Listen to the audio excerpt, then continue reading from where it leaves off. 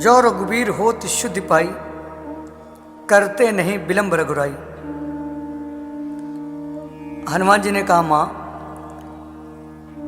ये जितने भी राक्षस हैं ये सब पतंगे के समान है। निश्चर निकर पतंग सम, ये सब पतंगे हैं। और रघुपति बाण कृशानु, प्रभु का बाण जो है वो कृशानु है। तो प्रभु की क्रोध की अग्नि में ये समस्त राक्षस जल जाएंगे और मर जाएंगे। और जल नहीं जाएंगे, जरे निशाचर जान, ये जानिए कि सब जर गए और मर गए। हनुमान जी ने जैसे कहा जरे निशाचर जान,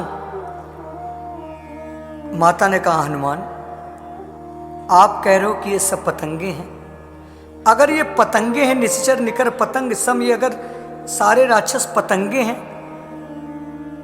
तो अभी तक क्यों नहीं जले और मरे?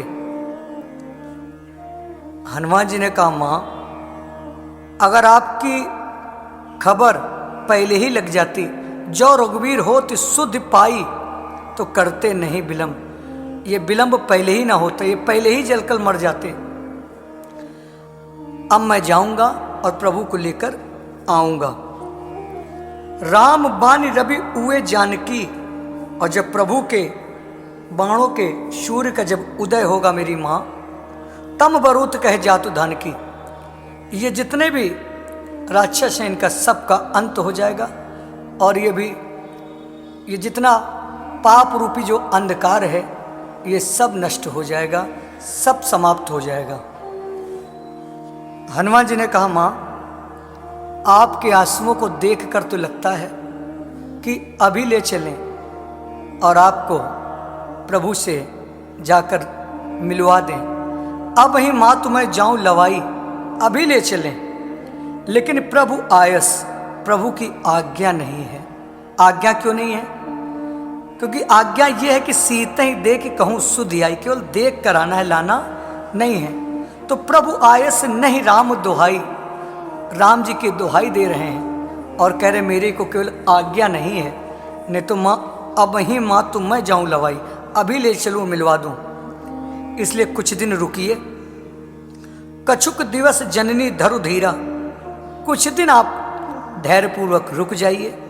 और कपिन सहित आई हैं रघुबीरा, वानर सेना के साथ आएंगे प्रभु श्री राम।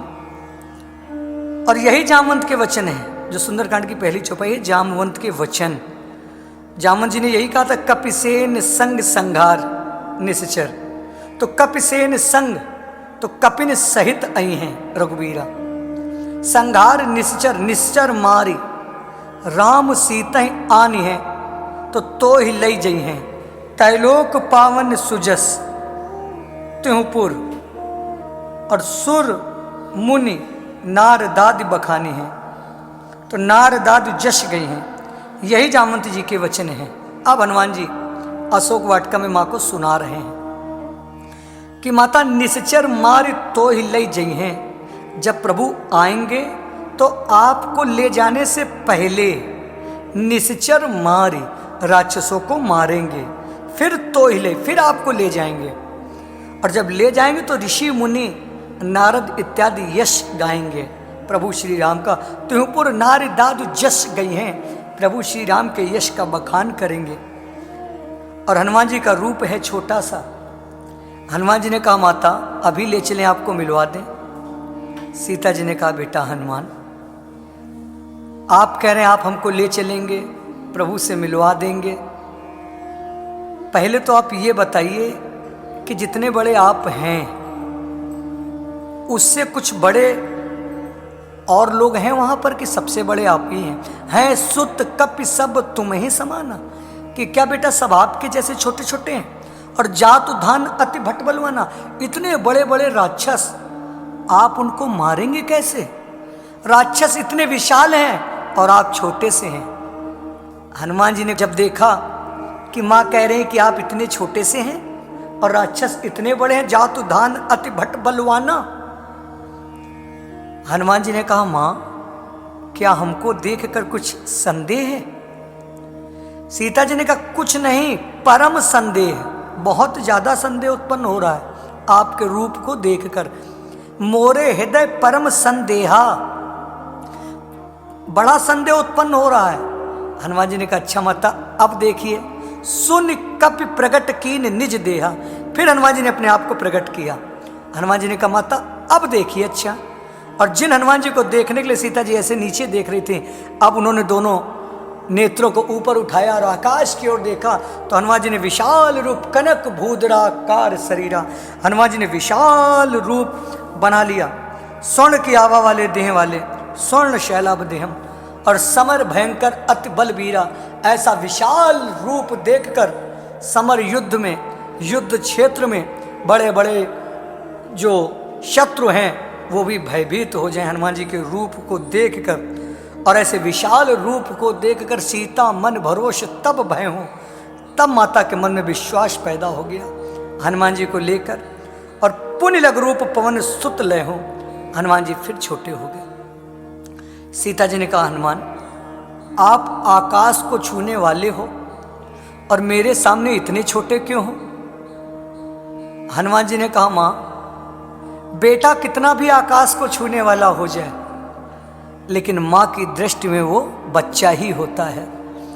और ये आपकी प्रेम की और कृपा की दृष्टि है जो आज भी मुझे अपने बच्चे के रूप में देख रही है। और ऐसी दृष्टि हमेशा हम पर आप बनाए रखें। दोहा नंबर 16। हनुमान जी ने कहा सुन माता, सुनो माता, हम तो इधर उधर केवल कूदने वाले हैं, शाखा के मृग हैं। जैसे हिरण वन में कूदता है वैसे हम एक डाल से दूसरी डाल पर कूदते हैं। तो सुन माता शाखा मृग, शाखा के मृग हैं और नहीं बल बुद्धि विशाल, न बल है न बुद्धि है। हनुमान जी ने ये क्यों कह दिया नहीं बल बुद्धि विशाल?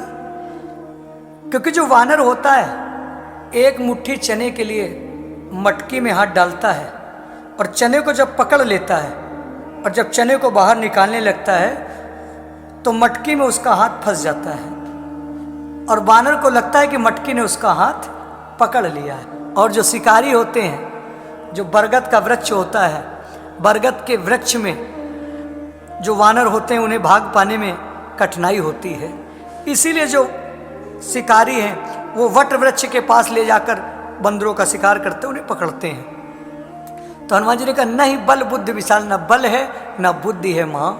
और ये तो प्रभु का प्रताप है, प्रभु प्रताप। ये जो अभी आपने मुझे इतना विशाल रूप जो मेरा देखा, जो मैं आकाश को छू रहा हूँ, ये प्रभु की देन है, क्योंकि मेरे अंदर इतनी सामर्थ्य नहीं है। तो प्रभु प्रताप ते गरु नहीं खाई परम लघु ब्याल।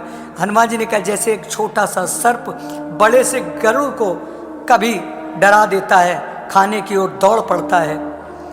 एक बार गरुड़ जी शंकर भगवान से मिलने गए और गरुड़ जी ने जब शंकर भगवान के अंगों में सर्पों को लपटे देखा तो उनके हृदय में उनको खाने की इच्छा जागृत हो गई।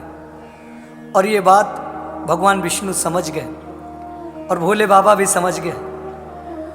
और भगवान विष्णु ने सर्पों को इतना सामर्थ्य बना दिया, जिन सर्पों को खाने के लिए गरुड़ जी इच्छा व्यक्त कर रहे थे मन में अपने, वे सर्प गरुड़ जी के पीछे लग गए। अब गरुड़ जी भाग रहे हैं अपने प्राणों को बचाने के लिए।